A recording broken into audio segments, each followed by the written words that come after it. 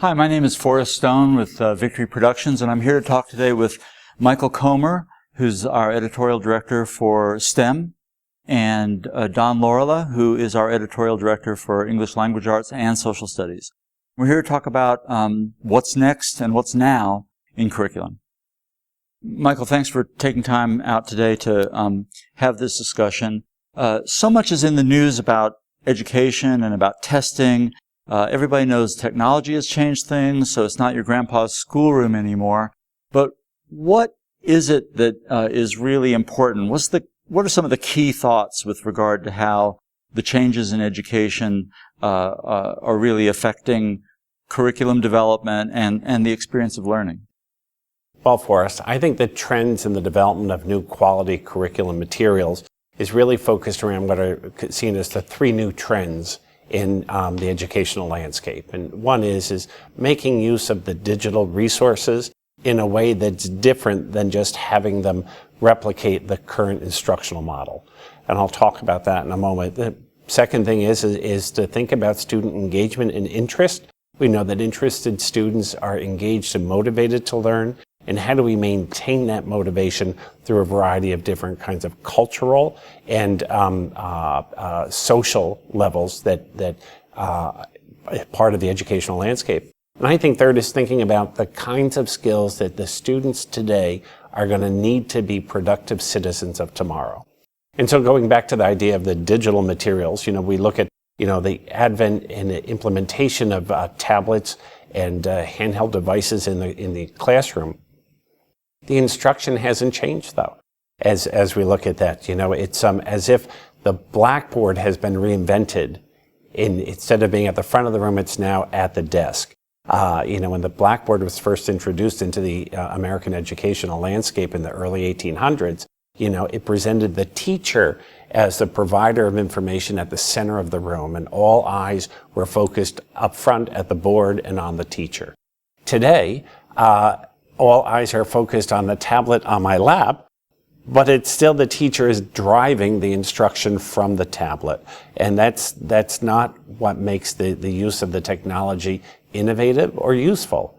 But I get the feeling that the tail may be wagging the dog, or at least that some people may feel that the tail is wagging the dog. That is to say that the advent of a particular technology actually kind of determines what education is.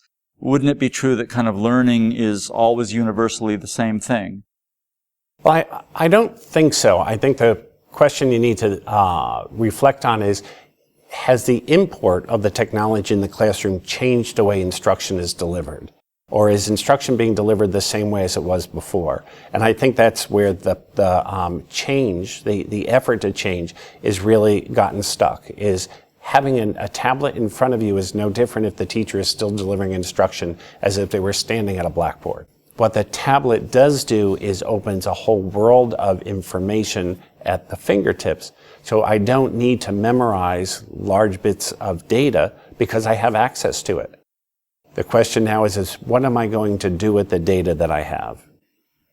I think a lot of people have the impression that the technology is really universally available, and that's why education is changing so much. Could you talk a little bit about that? Because I know in the past we've discussed accommodations and adjustments that schools might need to make when that isn't the case.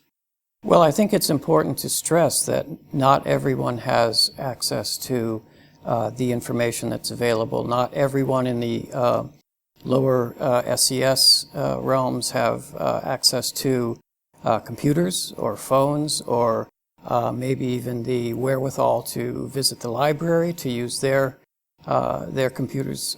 So it needs to be stressed that 21st century skills have to be taught in the schools where the kids do have access to the same information and the same access to information.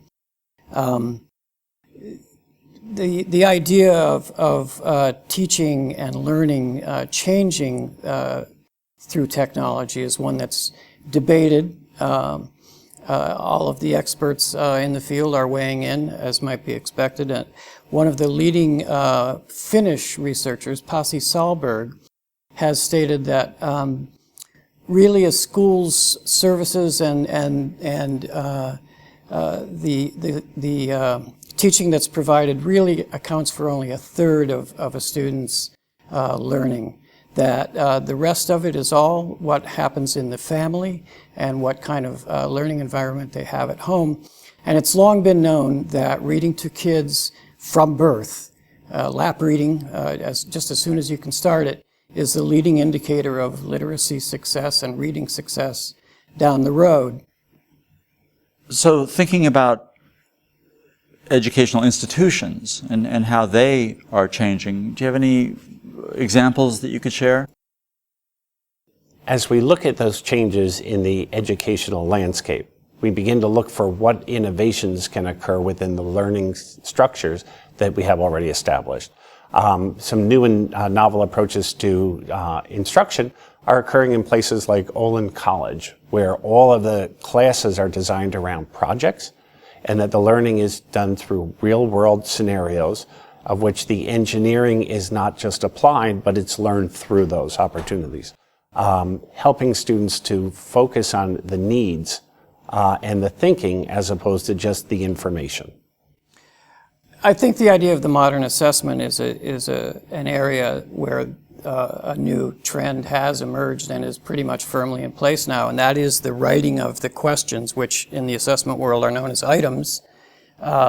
We've all, if we've been in the business for a while, have had the experience of writing follow-up questions to the selection in the student edition, which were basically softballs in the light of what the kinds of questions that are being asked now. That straight comprehension, just recall questions are no longer acceptable in the world of assessment, especially high-stakes assessment.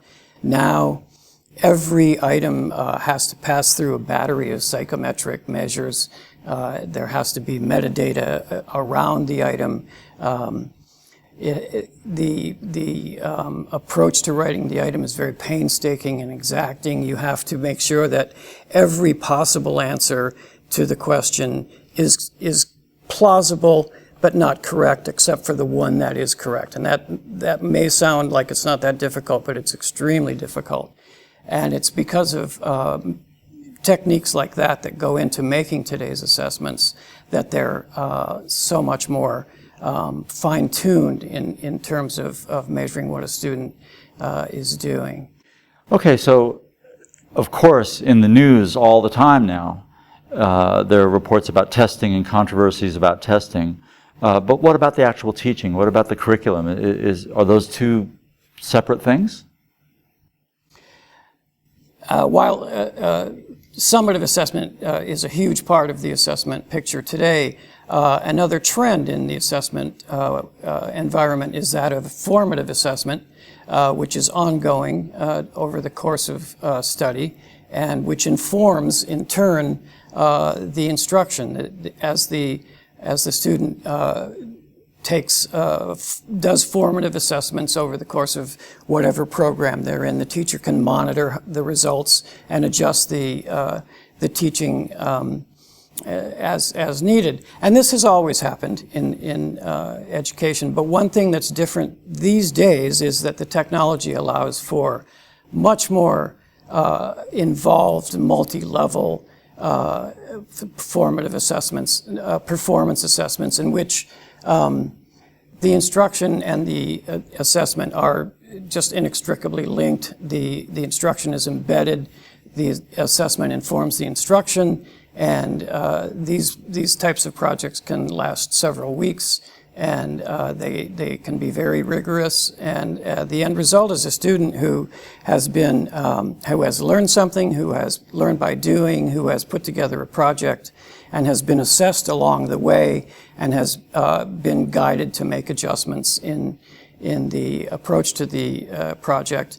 So it's a constant situation of adaptation as one learns, and learning and adaptation are just going hand in hand. These are terrific ideas, and it really does become quite clear to me how technology is changing education, or they're changing together in a sense. But could you point to a project or an example of where these things are true, so that we can, sort of have a concrete picture in our heads as to, how these things are implemented? We're working on a project now, which is an open educational resource project. It's a prototype lesson that we're working on for high school.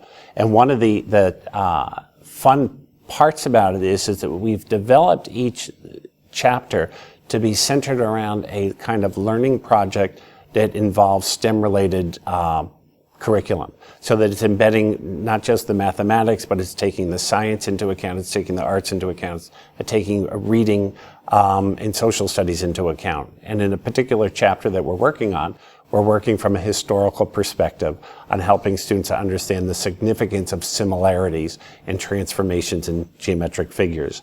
So students are actually going to create a box called Alberti's Veil, in which a grid is placed on the end of a box, and it allows them to look through the box, use their cell phones to take a picture of the image they see, and then transform that picture on a larger diagram by using the grid space that was set behind the veil.